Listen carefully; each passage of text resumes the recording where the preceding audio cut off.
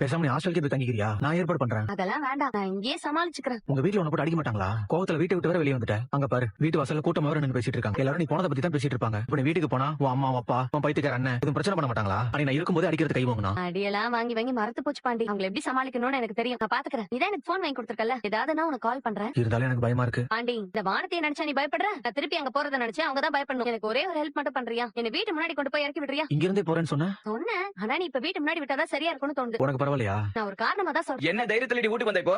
பெரிய விளையாட செத்துட்டேன்னு நினைச்சுக்கோங்கன்னு போன. எந்த மூஞ்சடி வச்சு நீங்க வந்து நிக்கிற? ஏன் நான் போயிட்டா அப்பா சொத்து மொத்தத்தையும் நீயே ஆட்டே போடலாம்னு நினைச்சியா? ஆமா, அந்த ஆளு சொத்து சேர்த்து வச்சு கீச்சிக்கிறாரு. வாடகை கொடுக்கவே போராடி நிக்கிறாரு. இதுல சொத்தா சொத்து. டேய், இந்த ராட்சசி வீட்டை விட்டு வெளியில போவா, திரும்ப வருவா. இதுக்காக ஏன்டா என் வீட்டுக்காரனை அசிங்கப்படுத்துற? வந்துருவே உடனே. எதுக்கு வந்த? எதுக்கு வந்த? இது வரைக்கும் எங்க மானத்தை வாங்குனது பத்தாதுன்னு திரும்ப அவன் கூட ஜோடியா வந்து இறங்கி இருக்க.